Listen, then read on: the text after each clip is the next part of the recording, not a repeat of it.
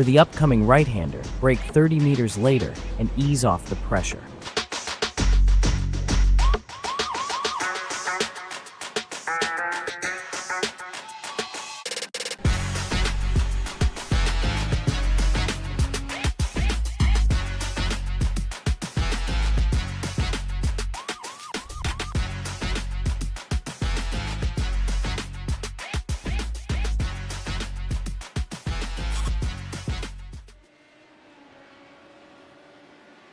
Good evening, ladies and gentlemen, and welcome back. It is back already. It is Season 3 of the Trophi.Ai Radical SR8 Championship, Round 1. I am James Parfitt. I'm going to be joined in the booth very, very shortly by Mr. Alex Goldschmidt here. What has happened over this summer season? Well, we have changed format. Gone has the free heats. We are doing open qualifying of 10 minutes, and we will do heat 1 15 minutes, and then the heat 2 will be 25 minutes with a 5-minute warm-up in the middle. Thank you so much for joining us as well. It's much appreciated here.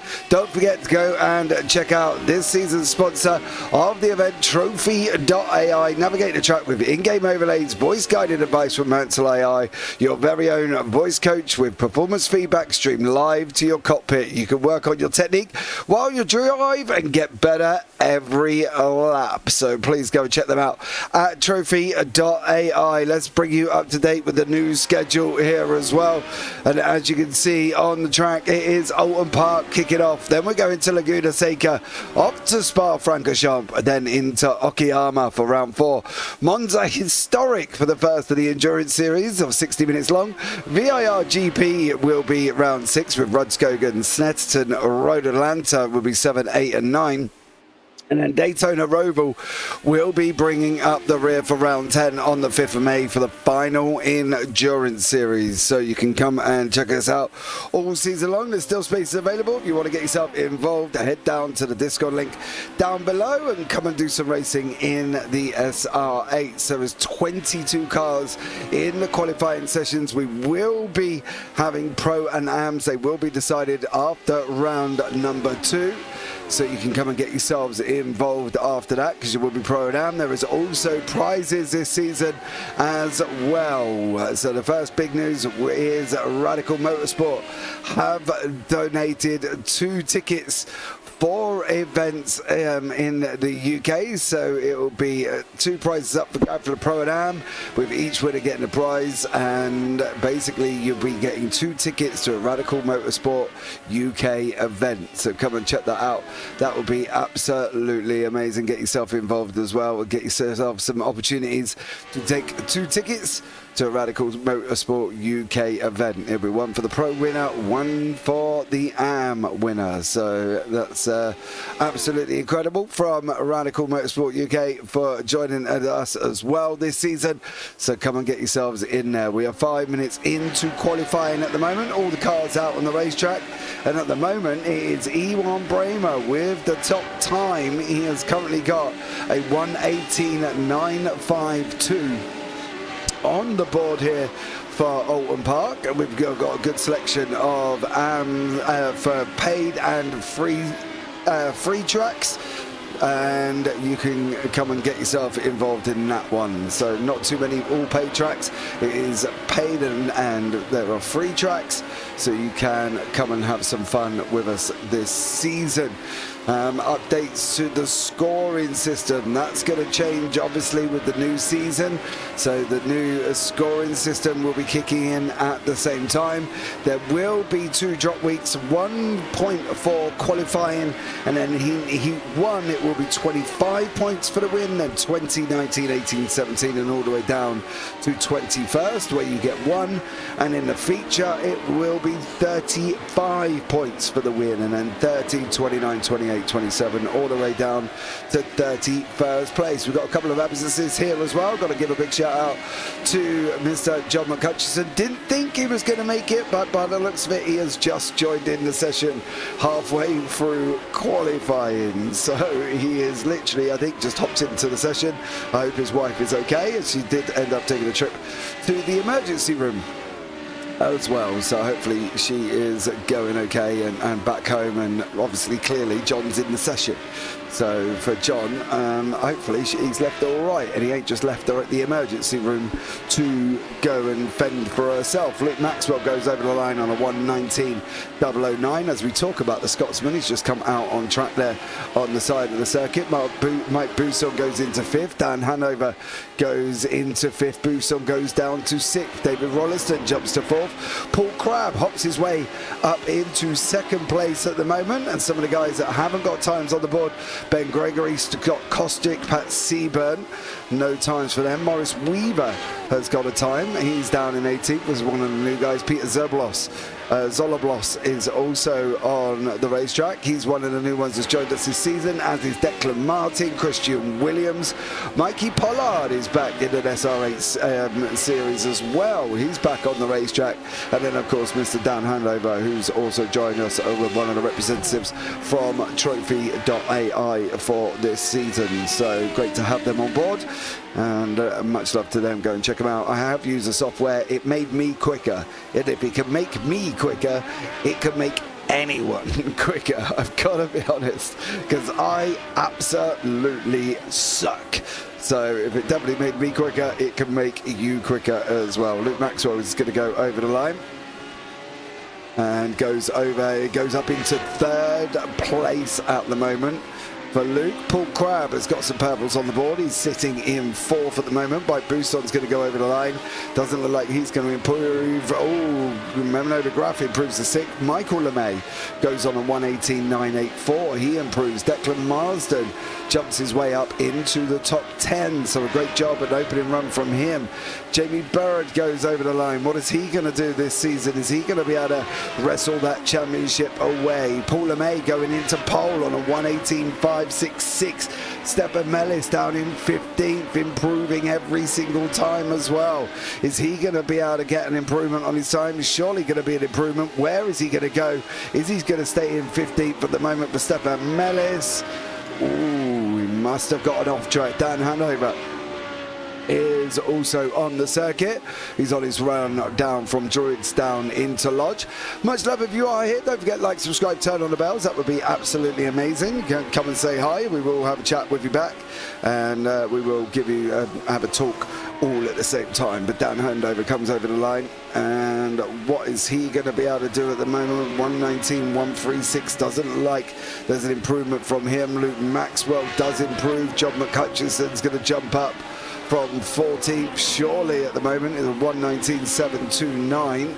Doesn't move, unfortunately. Paul Crabb, Menno de Graaf does improve, jumps up into 5th. Great improvement from Menno. What about Declan Marsden? Is he going to jump up and get going as well? Declan Marsden jumps himself up into 8th.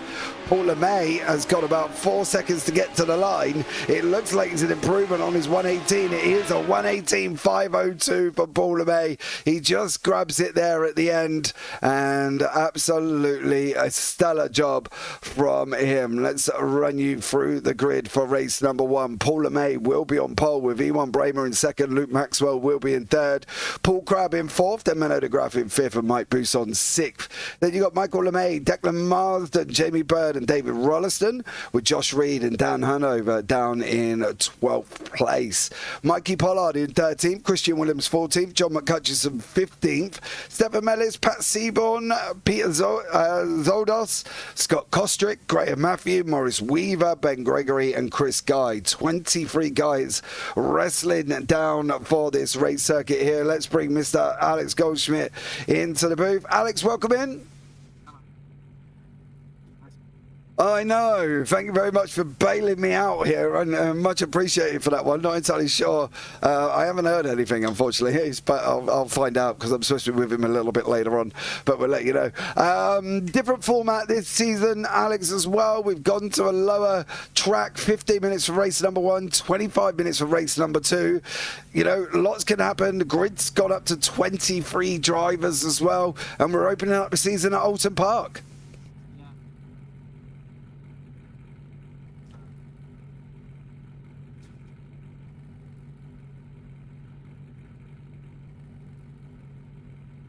Yeah, I hope Ben has a better race today after Sunday's Jack Ashton race.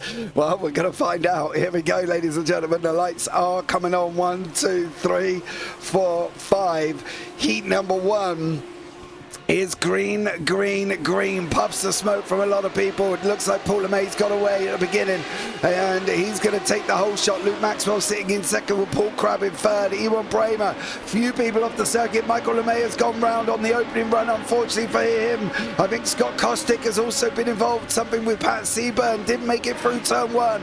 Down road we go into the left-hander at Cascades. What is going on?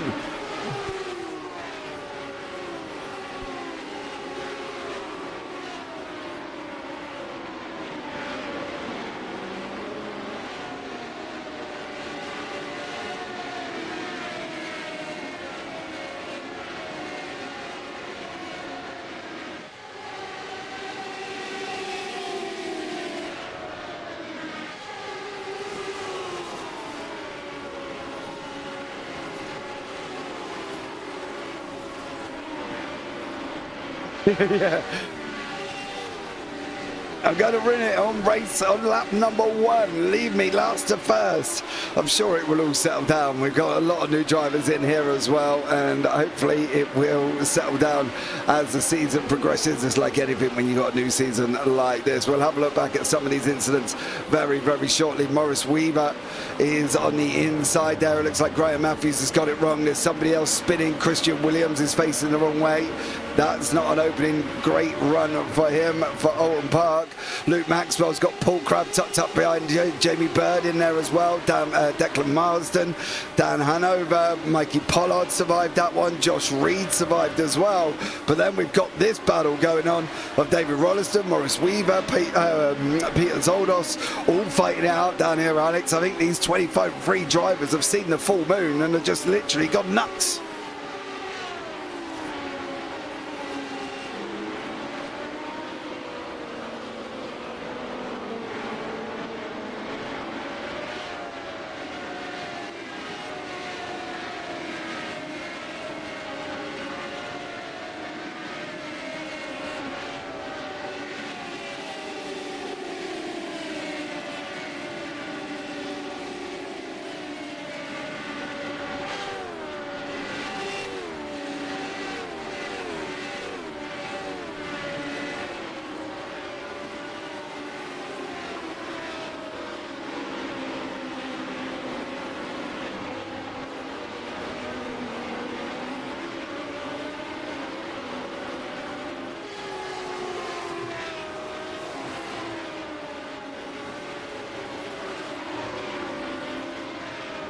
Yeah, you can see a handover in behind Marsden. He's going to try and take the inside for Cascades. Not going to be able to get it through this time. Josh Reed is going to have to do some defending. He's got the defending champion right up behind him, of course. John McHutchison taking the championship last season with Paul LeMay and Ewan Bramer were second and third. So that's always good for them to come back on that one. Michael LeMay had a great qualified. He's down 10 spots. Scott Kostrick also losing places. Ben Gregory has gone round again. Maybe Stevie's not having that good a race as he did on Jack Ashton's on Sunday. But Marsden has lost that place to Handover. Handover's made his way forward. Mikey Pollard in 7th, and Reed in 8th, and McHutchison in 9th, and Stefan Mellis currently sitting in the top 10 reverse pole. And Ewan Bramer is jumped back to pit lane. Whoa!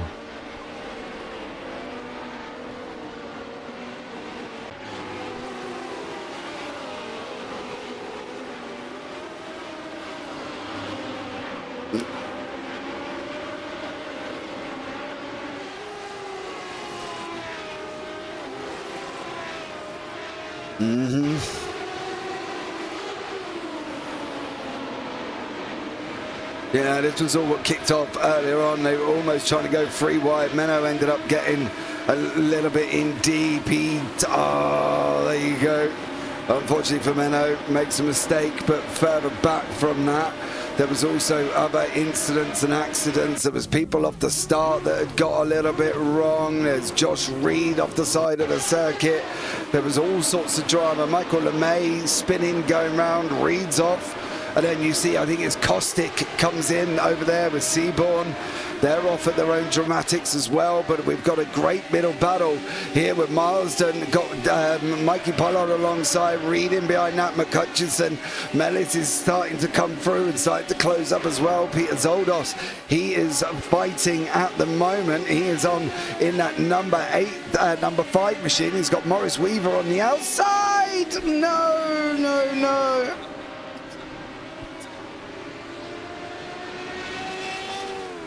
Michael LeMay, you are right.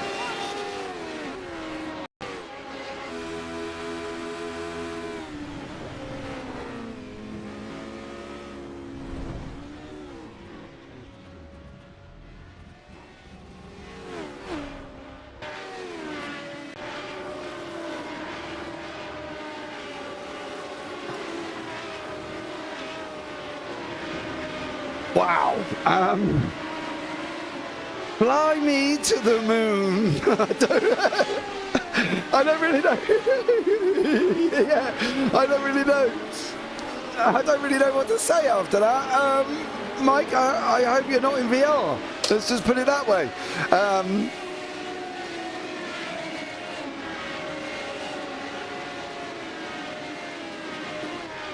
Oh, yes.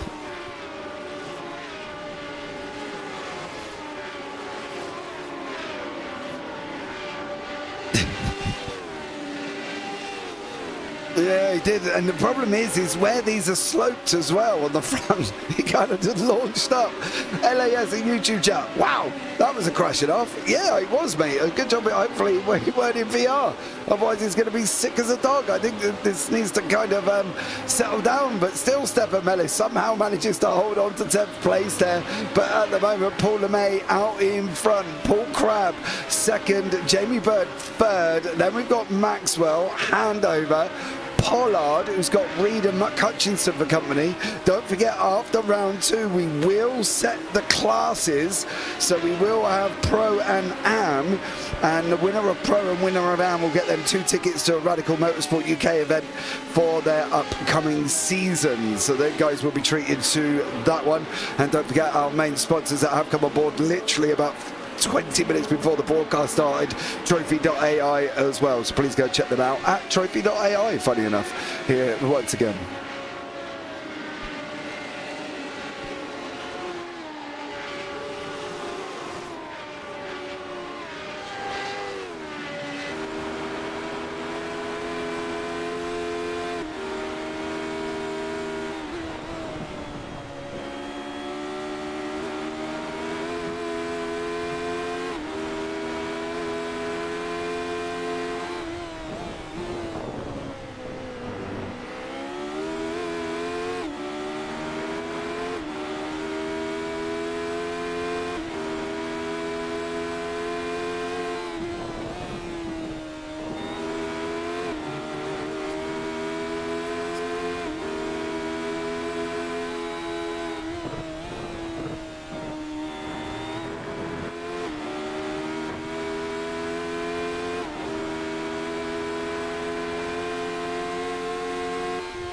Yeah, he's not going to make it through islands. In he goes into shallows. He's got to get that run.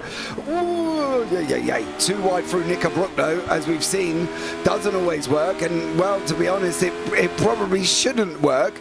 But you can make it work. But you've just got to be a little bit savvy, should we say, to be able to get that. Is Bird going to go at the inside? He's not. This next bit, Alex, is just a nightmare to try and overtake up through Clay Hill, Water Tower, in through Druids. It could be Druids into Lodge if he can get the run. Other than that, Lodge turn 1.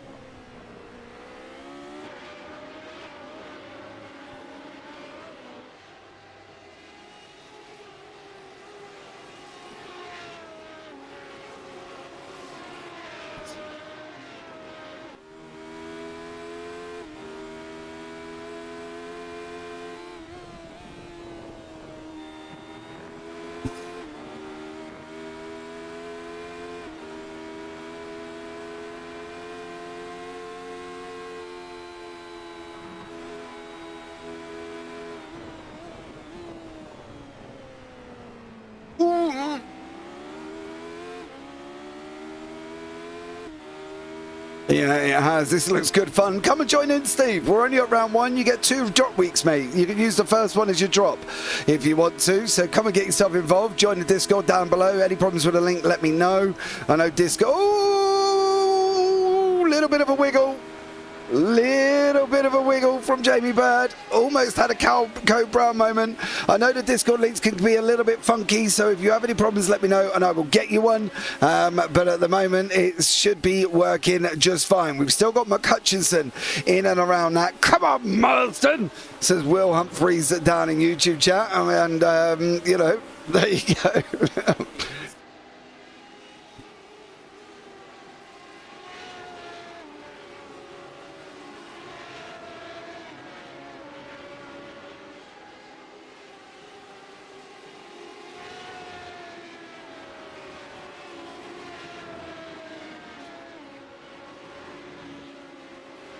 He just made it through. McHutchison just made it through. He got the inside. I think he got the crossover coming. Oh, no. Pollard made a boo-boo.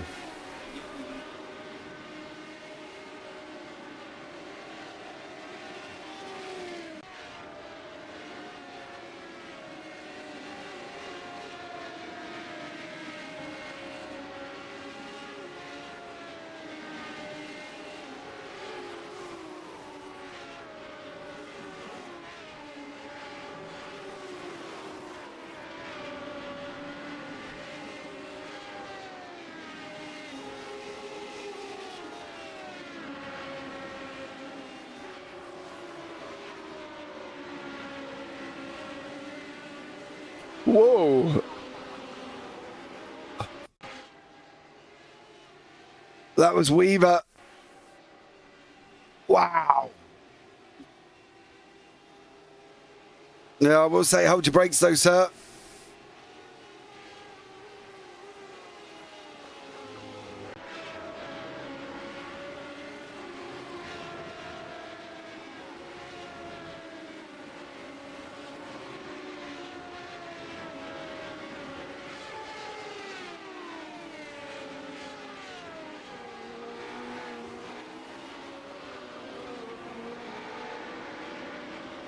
It does. Paul LeMay's on his bike. 12.5 minutes gone. We've only got a 15-minute race. It's Weaver there. Kostick has just passed Williams. Williams just passed Kostick. So these guys having a great little dip. Oh, well, there you go. And Scott, you're missing something there, mate. Nah. He's not worried about it, does he? He's getting a draft up his skirt at the moment. He's cooling down his feet. So, he looked like he's in a glorified go-kart at the moment, does poor old Scott Kostick. I think you're missing something, mate.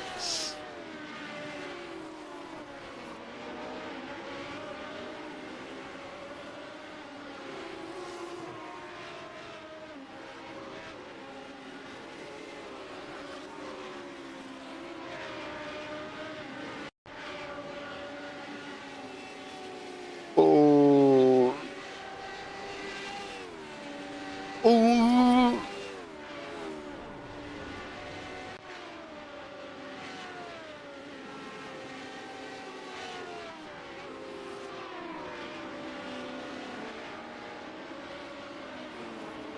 Yeah, he just about missed that barrier. Josh Reed in behind Pollard, got in front of Pollard. Oh, Ben Gregory's had another bit of a mare. Can we really... Oh... Yeah, but they entered the pit lane together, so I don't think they've done anything, but they've entered just driven in. Side by side now, Pollard and Reed, giving room. Both experienced drivers, both been side by side through there before. They managed to hold on. The DCW of Pollard in front. He's going to be under deep, deep pressure from Josh Reed at the moment here, Alex. He's going to want to make sure for Reed, he's just going to pile him under pressure. This is going to be the final lap of the race. 14:37 on the clock. It is the final lap. I think Barney might have gone on holiday there because I've just not even seen him. What he's normally tucked behind this right barrier. Oh, there he is. It is the final lap of the race here for these guys, and at the moment, oh,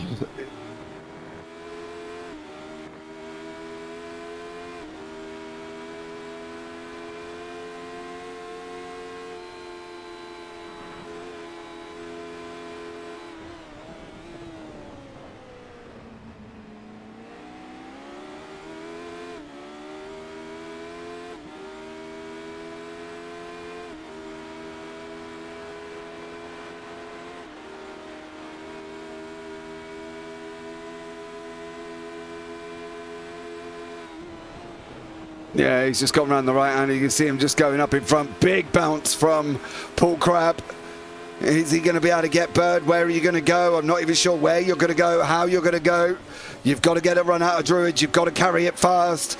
Didn't quite get there. Maxwell's tucked up in the minute as well. You're going to see Reed and Pollard side by side. Ding dong.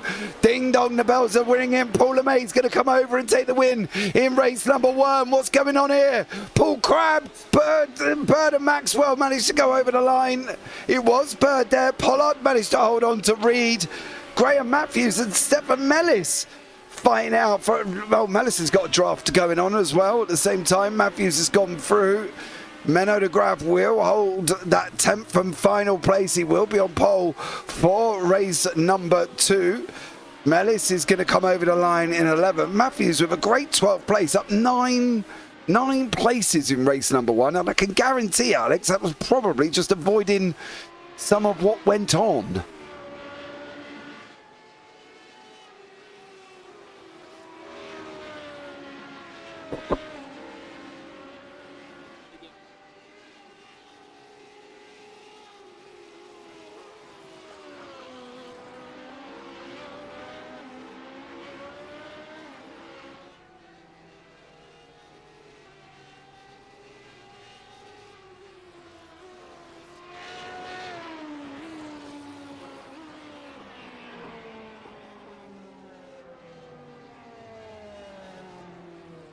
Yeah, and don't forget the top 20 score points.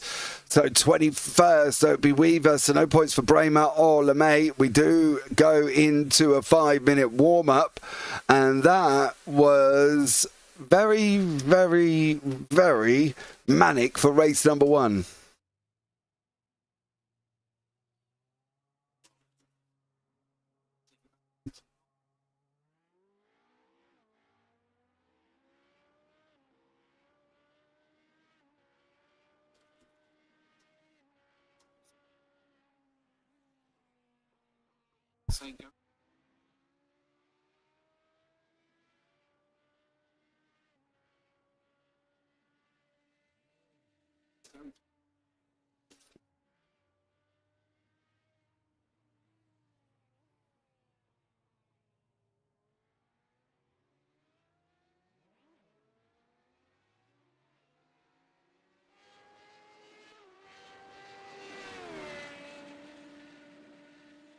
Yeah, definitely on that one. Let's bring you up the results from heat number 1.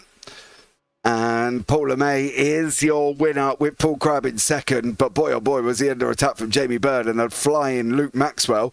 Dan Handover in 5th place with John McGutchison 6th. Mikey Pollard 7th. Josh Reed in 8th. Declan Marsden is in 9th place with Menno de Graaf there on pole for race number 2 in 10th. Then we've got Graham Matthews, Stephen Mellis and David Rolliston with Mike Bousson and Scott Kostrick down in 15th. Then Pat Seaburn, Ben Gregory, Peter Zoldos rounding out the top 18. Then Christian Williams, Chris Guy, Maurice Weaver, Michael LeMay and Ewan Bramer. So there we go. Lots of action taking place here as well. So that'd be it'd be good for everyone. Can we calm down in race number 2, please?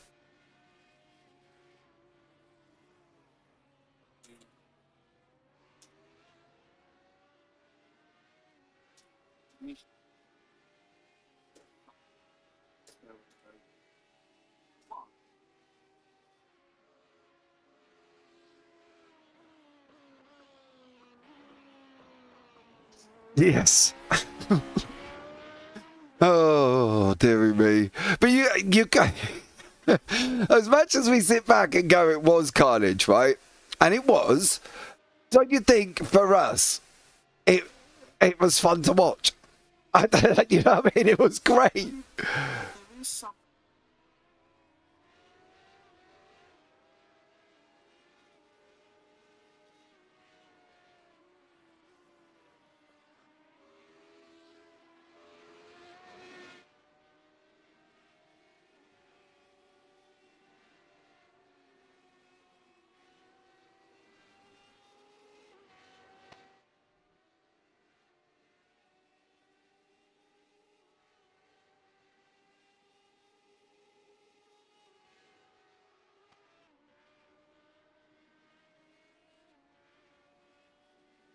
Mm-hmm.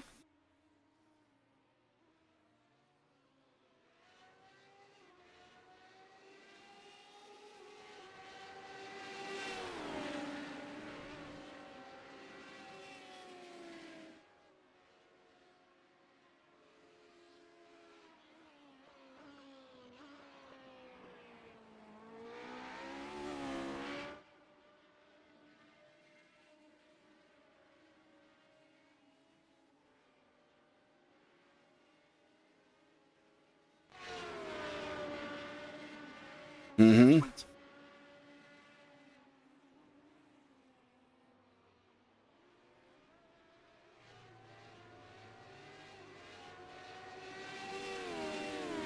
Yeah, maybe as well. Gregor, mate, are you Ben Gregory? Definitely will be putting in some hard practice for this before the new next. I think they're supposed to say next few races. A lot to be gained in this. Yeah, it's let us know in YouTube chat. Yes, mate. Okay, cool.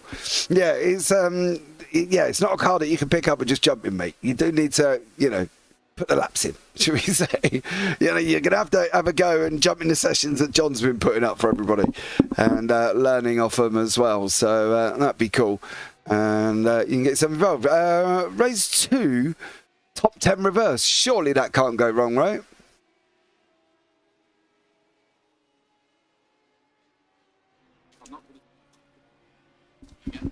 Splinters, yep.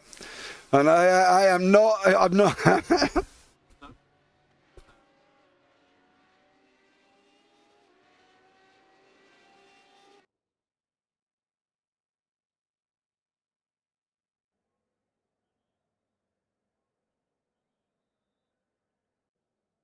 Mm-hmm.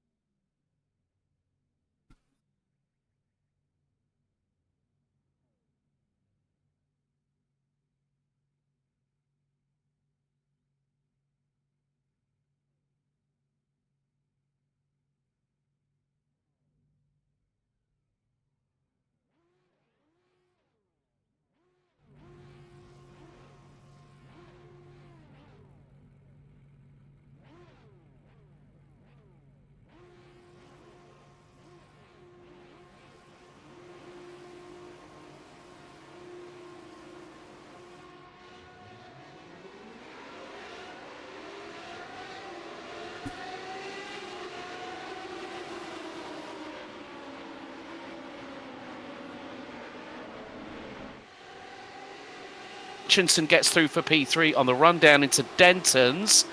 Ewan Bremer has had a moment going off track. Christian Williams, I don't think, has managed to jump onto the race, so we're down to 22. Oh, and that was Stefan Mellis in the background. He's got around. Yeah, not up to a good start there as well. Steve, that wasn't like that in the first race, was it? All of a sudden, apparently, you had gone AWOL, Mr. Goldschmidt. I'm not quite sure why.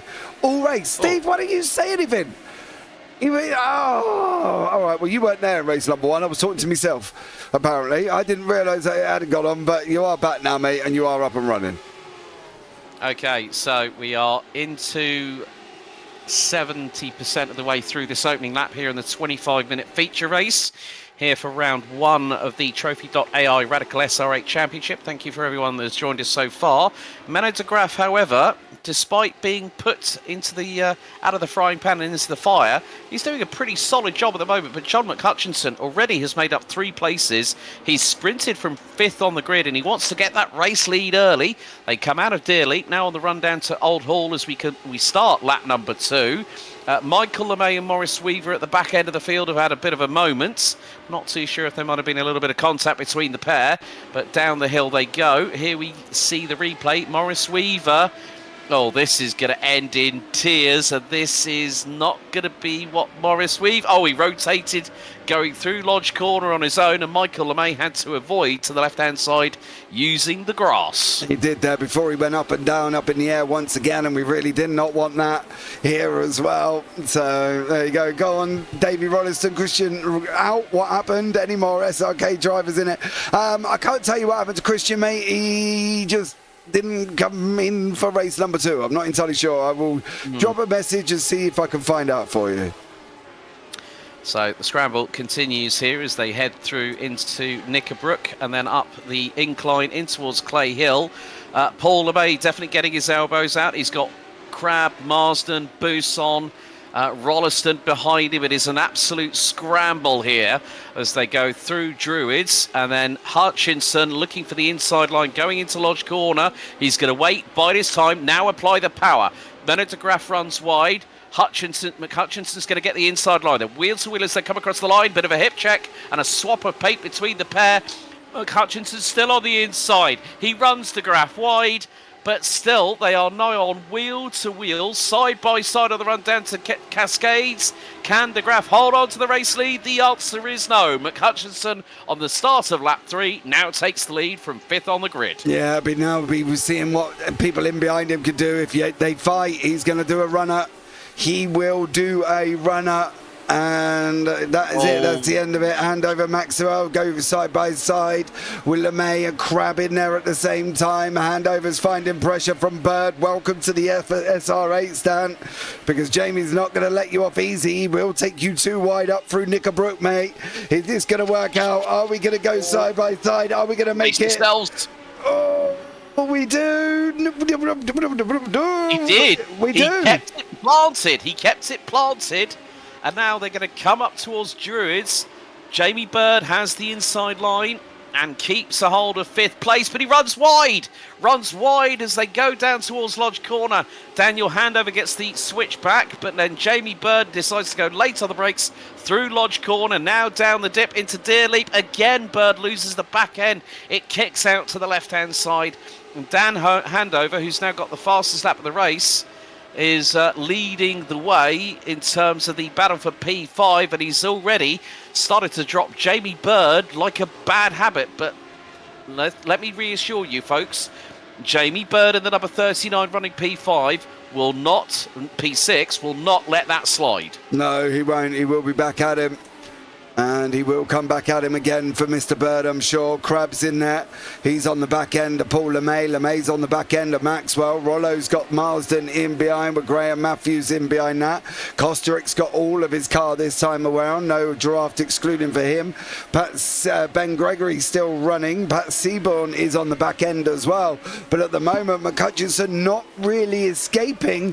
Menno sitting in 2nd place. Don't forget, Menno qualified for 5th in race number 1. Steve's just stitched me up. He said I was in stitches. I do apologise for not telling us that you've evaporated in race number 1, Alex. I came in and evaporated the minute I jumped in the booth. Yeah, but apparently you're all good. So you're good now. I don't know what actually happened, because I thought you were good at the beginning. Well, there we go. Technical difficulties, folks, is all I'm going to say. Meantime, Mikey Pollard closing in on Menno de Graaf for 2nd place. Josh Reed is not that far behind. New fastest lap by the man in 5th position, the number 18 of Dan Handover, 1:18.805. As there's a little bit of 2 and 8 going on between Paul LeMay and Paul Crab. They're swapping positions like musical chairs at the minute, as it's the run down out of Cascades, down through Lakeside, now into the left-hander here at Island Bend, before the right-hand hairpin at Shell Oils. It's going to be hard on the brakes, down a couple of gears into 2nd. Get the car tight to the apex as it cambers to the right-hand side, as Buson is very much keeping his nose stuck in this 4-way battle between himself, LeMay, Crab and Maxwell, who leads the train in 7th at the moment as they go over the crest through Hilltop on the run down to the fast right-hander here at Knickerbrook. Crab looking to the outside of Maxwell. This could give the opportunity for LeMay to maybe capitalise if either one of them makes a slight mistake. And he's right on the tail of the pair of them as they run through in towards Druids. Crab looking to dive up the inside of Maxwell. Nearly got the move done. Maxwell holds his ground and steadies himself. And now Paul LeMay looking to the outside here at Lodge Corner. When he go for the switchback here on Paul Crab, there is an opportunity, but Crab keeps that defensive line perfectly. Yeah, he does. There is Crab. He's going to squeeze LeMay, though. He will squeeze you, Paul. You know that from Paul. Now the other side, Crab there again. They're going to be running side by side. There he is. Oh, he's still fighting him. He's still not letting him have it. And now he's lost a place to Buson, who's just gone through. Well, Mike Bousson waiting in the wings to pick up the pieces. A little bit of a swap of paint between the two as they head through into Island Bend. Mike Bousson now overtakes Paul Lemay for 9th position. Lemay winning the opening race of this season of the Radical SR8 Championship live on JP Broadcasting by just over 3 seconds. But more to the point, well, there's still plenty of this race to go. We're 7.5 minutes in out of the 25. And yes, things have been a little bit calmer, but it hasn't been for one driver. That is Josh Reed. Josh Reed, who lost it coming out of Knickerbrook. Oh, big old Code Brown lock-up of brakes. Kept it saved, though. Very, very well done. It's like he's been going on a driving test in the Radical SR8 and been told to do an emergency stop. Yeah, he's managed to hold on to it. But for 8 minutes out of the 25, we've got McHutchison 1.1 up the road. Menno's doing a great job, and I do mean that. He got quicker and quicker as last season went on, Alex. He's come back, and he looks like even quicker as well. He was unlucky in race number 1, where he had that contact down at Cascades, but he's now showing that he is actually here, and he can compete and do what he's doing. So great run from Menno, absolutely incredible. So well done for you this on that one. Bousson and LeMay are coming in side by side. They do make it through. Yeah, well, Mike just I think Mike might just be playing a little bit of the strategy call here as we head towards 9 minutes of this race completed, meaning that there will be 16 to go very shortly, and we are on lap 7. Paul Crabb dicing with death, going towards the outside once again into Knickerbrook on Luke Maxwell, and he had to back out of it. I mean, if he got the run and got to the inside, then fair game, but we've seen it in race 1 where you try and do that, and we saw a couple of drivers end up going exit stage left. Ewan Bremer has made up 10 places from what was stone dead last on the grid, despite the fact that Christian Williams did not make it in time to the start of the race. We're now riding on board with Mikey Pollard, who has been passed by the fast-charging Dan Handover, who is now closing in. He's within 2.5 tenths of a second of Menno de Graaf in the number 59. They go through Cascades. Handover is absolutely looking menacing right now.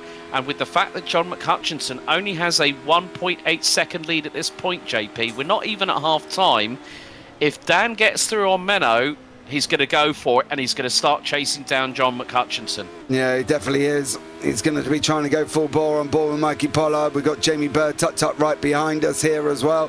We've got a couple of drivers further down. Luke Maxwell's managing to drop this pack slowly. Paul Crabb, Paul LeMay, Mike Bousson, Josh Reed and David Rolliston. There's another battle in behind. That's Ewan, Bramer and Marsden. They're just coming over the hill. They've been going at it each other as well. So we've got 3 pockets of battles, and Matthews has got Kostrick coming into him. So if Bramer can get him here, he's trying. Marsden's on the defense and he's defending like a trooper at the moment, is Marsden. But you can see further down, they're side by side with Bousson and Reed. Rollo's going to come into it. Menno de Graaf and Handover are running side by side in 1. I need about 3 PCs at the moment to forget all the battles. Yep, and Handover through at turn number 1 at Cascades, taking that position away from Menno de Graaf, who has done such a fantastic job, as Jamie Bird through on Mikey Pollard, of all places at Cascades. He got the run on him and just kept it pinned, waited for the door to open. Mikey Pollard ran deep into Cascades, and there it was, job done by the number 39, who now has an opportunity to not only, if he gets past Menno de Graaf, start chasing after Dan Handover. John McHutchinson's lead in the meantime, whilst this quartet have been battling away, has now expanded to around about 2.1 seconds. But one of the beautiful things about this international circuit, without the chicanes of Britons and Hislops, means that you are able to carry a lot more speed. And look at the run that Jamie Bird has got now, coming up Clay Hill in towards Water Tower, then the run into Druids.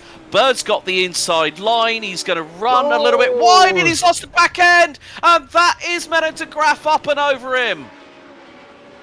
Oh, and Pollard. Pollard's nose is off, I think. Oh, Pollard's and de Graaf's. And then, well, Jamie Bird nearly has a very unsafe rejoin. He was trying to gather that car up. It hit the barriers. Luckily enough, he didn't sustain as much damage. But look, he starts to come in. Paul LeMay gets past. Paul Crabb, Mike Bousson, Josh Reed and David Rolliston have to go, we do not want any part of this whatsoever. And still, Menno de Graaf is still running. Get this, folks, with a bit of a draft coming into the cockpit. He is running P4, but that is going to hamper him on top speed and velocity alone. In the corners, he might have a little bit of an advantage, but that could be very, very short-lived because he's got Luke Maxwell. He's got the likes of Maxwell, LeMay closing in, and they are, LeMay's trying to go around the outside of Maxwell at the moment. And Menno de Graaf is the cork in the bottle, so to speak. They're going to be running down into Knickerbrook. De Graaf runs wide. Maxwell goes through. Here comes Paul LeMay up the run through in towards Clay Hill and Water Tower. And LeMay gets through. Here goes Paul Crabb at the same point. He gets through. Rolliston's through. Bird is through. De Graaf off into the gravel. And the number 59 is going to be very, very disappointed with what's happened, but it was a case of he got scared. He got the Freddy Krueger scare there from Paul Crabb, and that sent him into the kitty litter. Definitely did there, unfortunately for him. We believe it, we're 13 minutes through this 25-minute madness already. Handover slowly closing in on McCutcheon, 1.8 seconds. John is coming into bat markers there, so John is catching bat markers at the moment, so he'll have to be careful to make sure he can manage these currently. That is Morris Weaver will be the first back marker that he will come across. I believe that Ben Gregory is a little bit further up the road, but Maxwell is round. Oh, big old drama, and that was coming out of Shell Oil's corner.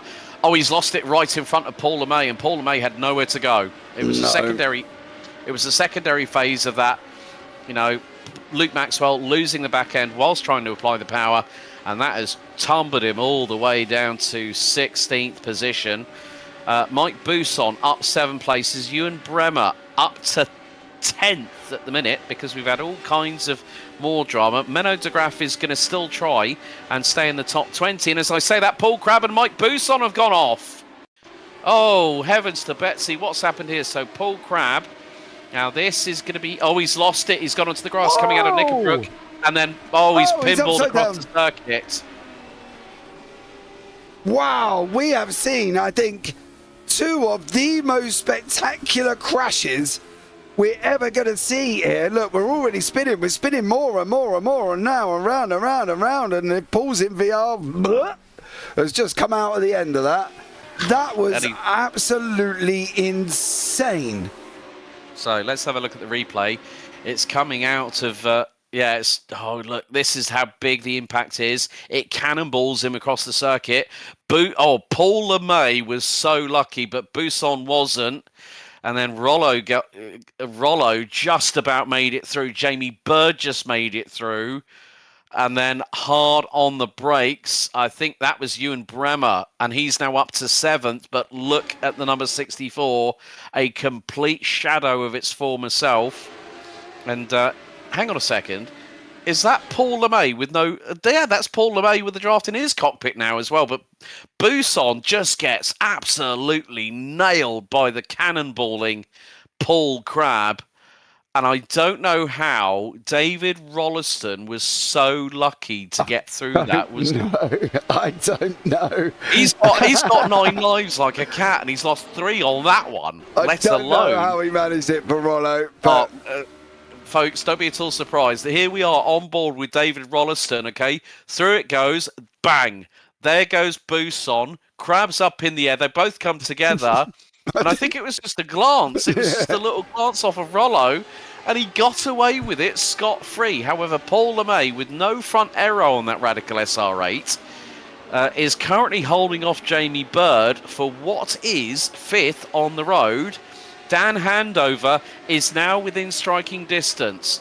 We're coming down to the last 8 or so minutes of this race, and the gap between McCutcheon and Handover at one point was 2.2 seconds. It has been more than halved, and at the minute, Dan Handover, on average per lap, is the best part of 2 to 2.5 tenths of a second than the Flying Scotsman in the number 69 who currently leads. Yeah, it's going to be tough, though.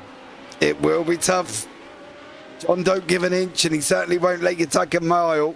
Mike's in the Discord. Well, it was going good till it wasn't. He's put hand over again, pulling out of 18.624. Another 2 attempts coming out, so that gap is closing in here. Bird is still in behind Paul LeMay, can't get through. Menno's still fighting out with Luke Maxwell. Scott Kostrick up 5 places, sitting in 10th at the moment. A great job there as well. And then also, I want to give a big shout out to this man. He has gained 16 places as Ewan Bramer. Absolutely mighty. Yeah, he has really kept his nose clean in this second race, and I would imagine, James, if I remember correctly, with the SR8s, that you get more points because of the length of the race in race 2. So this is really going to help him in this second race, whereas unfortunately in race 1 it was a bit of once bitten, twice shy. Meantime, Jamie Bird is going to try and get the run down through in towards Knickerbrook. Up he goes through on the inside of Paul LeMay, who really could not fight it. He knew that if he tried to turn that car in too quickly at Knickerbrook, that front end would wash out, chronic understeer, and would have put him nearly in the barriers off of the right-hander. But still, credit where credit is due for Paul LeMay to hold on to 6, but he's got Ewan Bremer right on his 6, and that could be 17 places gained very shortly by the man in the number 36 from the Netherlands as they come across the line. Once again, it's the run down to Old Hall. Yeah, here we go. Ewan Bramer now tucking in on the run down into Cascades. He's going to be there. He's got Paul LeMay. LeMay at the moment is literally a sitting duck. He's got no front wing. He's got draft going up his skirt like an absolute, like Marilyn Monroe over the fan. And now at the moment for him, Bramer's now tucked in behind him. Is he going to be able to get him into going into shells? He's not at the moment. Through shell oils they go. I think this is going to be another run through Knickerbrook, and I got a funny feel. Oh no! No, maybe not. No, Ewan just overcooked it, trying to apply the power. Steve Webb's asked you can finish Fly Me to the Moon now. Yeah, I'll have to get the words up for the rest of it, Steve, unfortunately. Yeah, I know. We might have to do that on a charity stream at one point. Stefan Mallis has started to fight back a little bit. He's now up to 14th. He's closing in on the number 20, Scott Kostrich. Michael LeMay, however, has ended up in pit lane, I'm afraid. So the 777. Oh, side by side, side by side. Breathe in. Oh, breathe in. Mellis is going to try and keep it pinned to the inside line if he gets the run down in towards Druid's Corner. They come up to it now. He gets through, but has to hold on to 14th place at the minute. This is what happened to the other part of Two Brothers Racing. This is through at, Cascades. Now into Lakeside. Oh, he's hit the barriers. The back end started drifting out, coming through the left-hander. We ride on board, so he turns it in, and then hits the curb. And now the car will over-rotate. He clips the grass, bang, and that car went. Well, he's been in the pits now for nearly a minute after the tow. So the other part of Two Brothers Racing not having a good evening, but Paul LeMay has got Ewan Bremer closing in on him. They've just gone over Hilltop, and Bremer has got the inside line. He's half a length ahead. He's a full car length ahead, and he's through at Knickerbrook. That is Paul LeMay back down to 7th position. Good bit of damage limitation driving, I have to say, here from Paul LeMay, James. Despite having that wafty aircon draft from circuit air, not air conditioning. Definitely cooling his lower extremities from feet upwards. He is at the moment, yes. He's no sweating in Paul LeMay's car. Let's just put it that way. Now, I do want to pick up on this. This gap has come down to 7 tenths. The problem is we've only got about 3.5 minutes remaining. So it's going to be 1 and 1 more, I believe. And we'll have to see if Handover can close that gap up. So LeMay's lost that position to Bird. Has he lost the position on the Bird? He has. Well, he lost the position to Bremer, but May's Bremer back again. Yeah. So. Oh yeah, Bremer went off coming out of Old Hall, and then Paul managed to get back through. Oh, he took a chunk out of the grass going through Shell Oils there.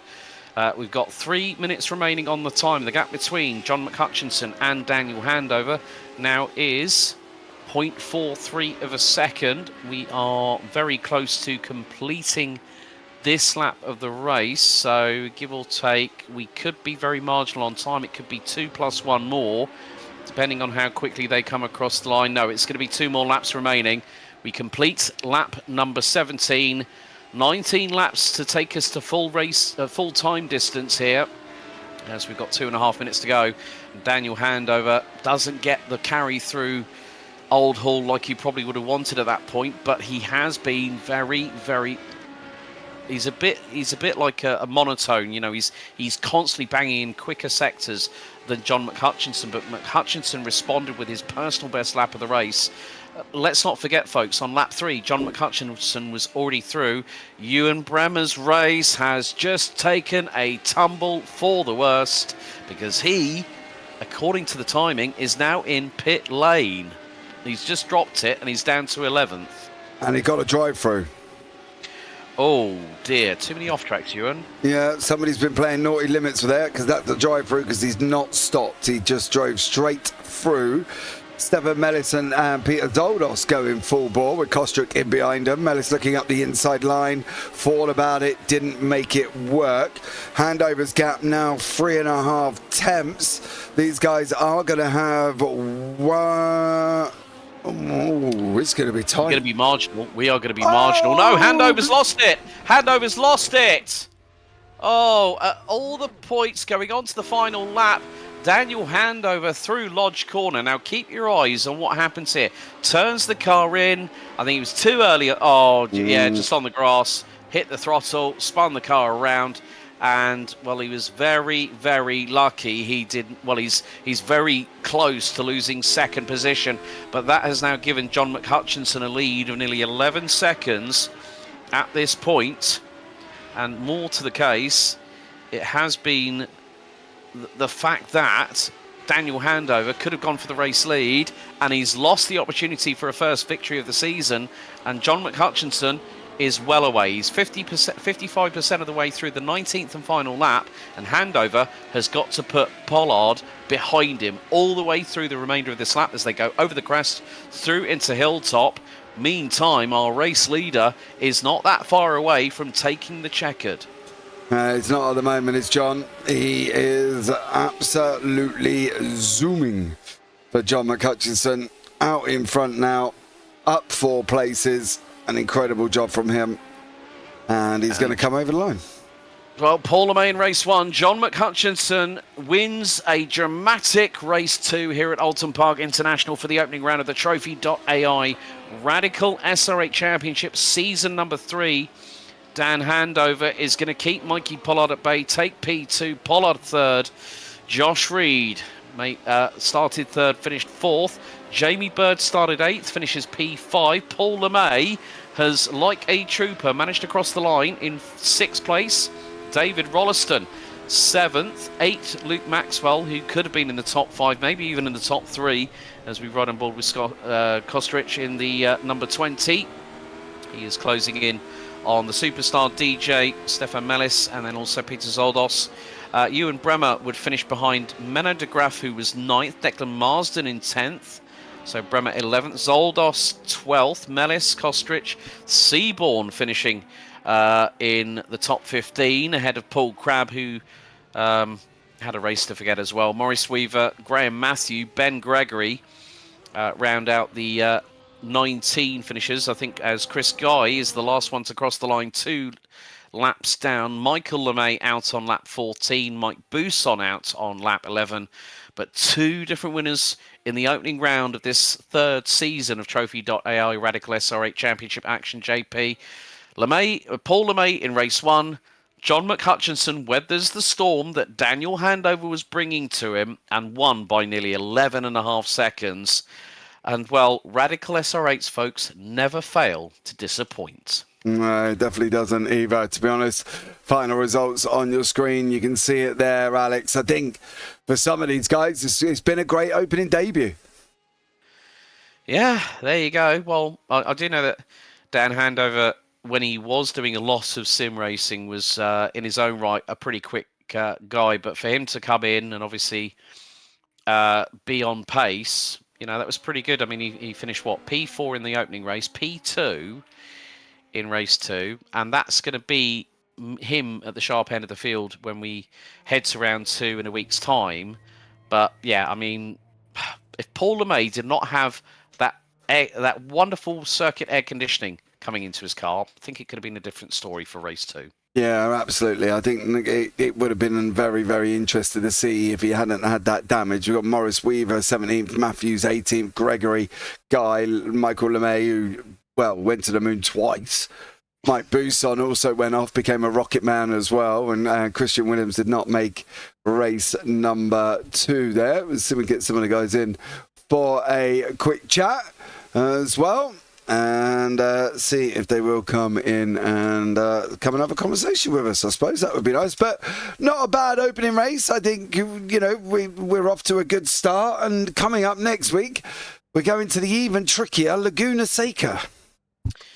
Oh, that could really, really put the cat amongst the pigeons going into wine country just outside of Sonoma in California. But yeah, that's another track that's going to be very much like this, up and down. And it's a really, really technical track, but it's also a momentum carrier. So there's going to be a lot more runoff for the drivers to play with, but that means more off tracks and more possibilities of drive-through penalties. Definitely does. Laguna, again, very, very tricky indeed there. So we'll have to see how people go, of course. Everybody knows Spa. It'll be a bit of a draft fest, Okayama. I'm really looking forward to round 6 or round 5 for Monza Historic, though, because when I say historic, I mean the historic layout. It is literally the full layout, combined historic with the oval. And that's going to be an interesting matter of fact when we go to that round of the season. But it looks like we have got some drivers waiting by for interviews, JP. Yeah, we'll bring them in one by one. Let's start with race winner Paul LeMay, Alex. Hello. Well, Paul, race 1. You won by 3 seconds amidst all the chaos and carnage that was happening behind you, but still a pretty good drive in race 2, despite having to start from 10th. But your car ended up with a little bit of an air conditioning problem with it, as in the front nose was causing a bit of chronic understeer, I would have thought, in race 2, but you still managed to bring it home in 6th. Yeah, yeah, had a bit of a nose job, didn't it? Yeah, it was a tough second race. It was good up until that point, and Luke just lost the rear, and I just couldn't avoid him. So so I just tried to hang on as best I could. But yeah, it's been great fun this evening. Really pleased with race 1. The car is fantastic, and it's a lot easier on my arms, this car, than the SR10. So I'm happy. Yeah, we were kind of sort of thinking that if if the car didn't have the Kardashian nose job on it, then it would have been absolutely running a lot better, and we could have probably seen a very different story. To you maybe could have more than likely gotten up to John McHutchinson, who didn't get away. That was the thing, didn't he? John didn't get away. I think his maximum lead was about 2.3 seconds. Then Dan Handover managed to chase him down, got to within about 3/10, lost it with just over a lap to go through Lodge. But it's Oulton Park, especially without the chicanes coming out of Shell Oils, you've got that really, really good run. And we did see quite a few people try the outside line, I think, going into Knickerbrook. I think you were one of them. And that's not an easy corner to get right, but you've got to really, really be on the precipice. It was more about just making a nuisance of myself rather than well, there we go. That's another way of thinking about it as well. It's so difficult if you don't get out of the hairpin well, and you're just sort of creeping past, coming towards the Knickerbrook. It's such a difficult place to pull a move off. So sometimes it's best to show your nose, make it a bit difficult for someone on the inside. Hopefully they'll be a bit wide on the exit and you can drive up the inside. But everybody was really good tonight. So it was really tough, but great fun. Final question before we let you go, Paul. Laguna Seca next week, another roller coaster circuit. That's going to be a tough one as well, isn't it? I think it is. I sort of have good times and a few bad times there. It's a bit up and down. But in this car, it's hopefully going to be a bit easier to manage. So we'll just have to see. Laguna's always good. Good fun. So yeah, we'll give it a crack. See how we get on. Brilliant. Paul, before we let you go, who would you like to shout out tonight? I think you guys really doing a great job, and you might ignore race one, mate. Ignore race one. Oh, you haven't been criticising me again, have you? No, we had sound issues, and apparently for the whole of race one, I was talking to myself. Yeah. Oh no. Yeah. Technical difficulties, unfortunately. So there we go. Okay, mate. Yeah, no worries. All right, man. Take care. Yeah, take it easy, guys. Bye bye. All right, let's bring in Mr. Paul Crabb, the Irishman, who has joined us in the booth as well. So, Paul, a race of two halves for you tonight. Let's be completely honest with you. Let's go through race one first of all. You did have some really, really good battles. It was really sort of heating up in the latter stages, heading towards the checkered. But then, you could have been in with a chance of possibly a race win. You were giving Paul a little bit of trouble, but then everyone else was closing in on you. Jamie Bird, Luke Maxwell, and you just nipped it at the line on the final lap. Yeah, it was a lot of fun. My proudest moment was going around the outside of Luke Maxwell. It doesn't happen very often. But it was a lot of fun tonight. Paul and me, I tried, but he just crept away from me. So he would have had to make a bit of at least a few mistakes before I got on the back of him. If I'd been on the back of him, possibly, but without that, I don't think I'd have caught up with him. Yeah, I mean, Oulton is a pretty difficult track. I mean, if you get it wrong going through, like, say, Old Hall and then going into Cascades and you end up on the grass, it really does hamper you. But now let's talk about race two. I mean, no, but the thing is that when you're going through a corner at a rapid amount of speed, and then we saw, I think it was coming out of Druids, you ended up on the grass, and then all of a sudden the back end's gone. You've gone into the right wall, you've cannonballed over the other side. Mike Busson's had nowhere to go, so he's been an unfortunate casualty. And then of all the things that we saw, David Rolleston got away with the slightest of glancing blows from your number 64 SR8. I hate to think if you needed the sick bag after that moment happened. Yeah, I'm in VR. It was spinning around for quite a while. I had my foot on the brake all the time, but there was not a lot of point because I think all four corners of the car were gone. You weren't touching the track, mate. It was breaking air.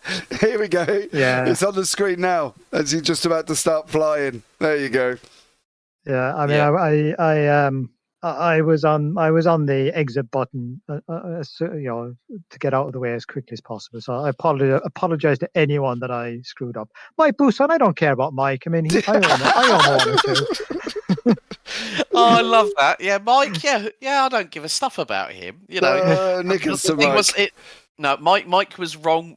Right place, wrong time. Yeah, wrong place, right time. I think in that case there, Paul. But still, you kept on fighting. You finished P16, so you still get points on the board.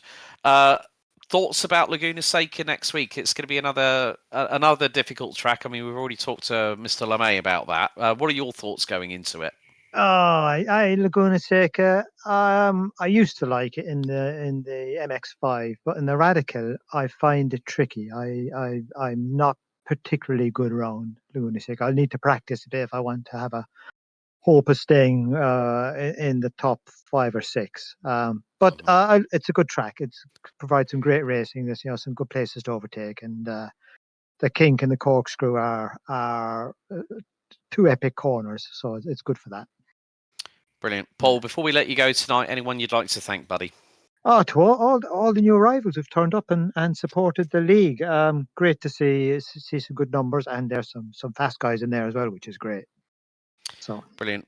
Paul, thanks for joining us, buddy, and we'll see you next week at Laguna Seca for round 2. Yeah. I had to think about that because, literally, folks, if you want to know the story, I get a message whilst I'm walking back home from James saying, You about, mate?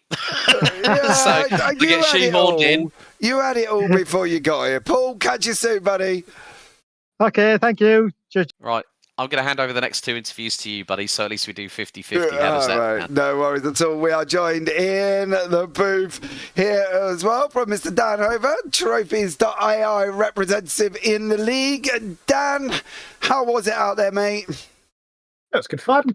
I enjoyed that. I've not driven these cars I can't remember the last time I drove them, so it's nice to get back in and have a go. Yeah, doing well in race number 1. Was it just more finding your feet than trying to be competitive? Yeah, well, I was pushing, but it was just, race 1, just learning, making sure that I just kept it going, kept it on the track, and that was the main aim, is just to not effectively not crash and not put anyone else out of, not ruin anyone else's race. Well, you managed to avoid a lot of carnage that went on in race number 1, right? I'll tell you that much. There was so much going on. It was absolutely mental. Race 2, though, coming in towards the end, did you think you were going to get him? You were on the edge, and it showed, and right up until you spun. Yes, yeah. Towards the end, I was taking lots of liberties with I'm sure you saw on the broadcast. I was taking lots of liberties with curbs and off tracks, and it was just going. I was probably pushing too hard, and it was as soon as I saw the white flag, I thought I had 2 laps to go, and so I was being a bit more cautious. And then as soon as I saw the white flag, I thought, nope, I need to go, and just put my foot down and went over the curb and took too many liberties. So, but no, I don't think I would have got John. John was extremely fast, and in terms of overtaking opportunities, some good racecraft, good defending, which I'm sure a lot of everyone has in the league. It would have been almost impossible to overtake in the space of a lap. Yeah, going to Laguna Seca next week. How do we think we're going to get on there? I think, again, it's just another learning opportunity. This is just, again, I need to just get to grips with the car a little bit more, and towards the end, see what the tyres feel like after a race. This is my full first race distance, so I'm just seeing what the tyres are like and how they go. But I like Laguna. It's a good track. Corkscrew will be interesting. That's an interesting break-in overtaking opportunity, and I don't know how these cars are going to behave over the top. But as long as main thing is just enjoy myself. Oh man, well done, Dan. Thank you so much for joining us there, buddy. Anybody you want to shout out before we let you go? Just again, you guys for the broadcast, and thank you to the league for having me. Awesome job, Dan. Thank you so much, mate, and we'll catch up with you soon. Mate. Take care. Bye. Right, next up, of course, is the league admin here as well. First off, John, I've got to check. How's the wife? Yeah, good, mate. Thanks for that. False alarm, kind of but she got the CAT scan. Everything's all clear. Awesome job. That's all we need to hear. And then, John, you come into the session. We got 23 drivers sit there. We had chaos at the beginning of race number 1, but I think that kind of might have been expected with the amount of new drivers we had. Yeah, 23 lined up in the grid, so really positive tonight. Hope we can get the same every week now. But the first race, I got off to a flying start. I think it was 7th or 8th going into this first straight, because everyone kept spinning in front of me, and then Mikey had an incident and I had to take evasive action. I think I got a bit of damage and lost 5 or 6 positions, but pulled it back, and then good fun race. Yeah, and then we go into race number 2, mate. First place, straight through, handover closing you down though. Yeah, he's really fast, Daniel. I was speaking to him there in the interview room. Seems a really nice guy as well, so hope to see him every week. Do you reckon there's a lot more competition, John? Looks like it. A lot of fast guys there tonight. We're just speaking about that. There's 3 or 4 come in that are on the pace right away. Some of the lower rated guys, they'll pick up eventually. But I say it all looks positive just now. Yeah, it definitely does as well. And then, of course, mate, you decided that you wanted to go to Laguna Seca for round 2. Mate, I'm throwing you under the bus here, bud, because if anybody's got a problem, it was John who picked it. All right, I'll have to put John's admin for this league. It was John who picked it. Don't DM me. I have no interest. It was all John's fault. So, John, I was Laguna. kind of restricted with 3 tracks to pick, so Oh, that's the excuse out the window. That's me. I had to get 3 tracks in there, so therefore it was everybody's fault. But listen, mate, I think we're off to a great start for season 3 as well. Trophi.Ai coming on right before, literally about 20 minutes before the broadcast went live as well. Yep, So they're coming in board. They're going to donate a 2-month membership to the winner of the AMS, which I have said will be decided after race number 2. Yes, that's correct. We'll have a wee discussion and see who's who, because there's a lot of new faces in the league just now. So yeah, I've got a rough idea already. All right, mate. Well, I look forward to your list then as well. John, anyone you want to shout out before we let you go? A shout out to all the new guys tonight. A bit of chaos at the start, but expect that with all new drivers. Yep. So keep coming. We'll get better. All right, man. Well, take care, John, and I'll speak to you soon, bud. Okay, thanks, James. Cheers, mate. Bye. Well, there you go. And as John says, we had a lot of new guys in this evening as well, Alex. And I think, to be fair, we always kind of expect a little bit of carnage at the beginning of the first race of the season where everybody was a little bit all over.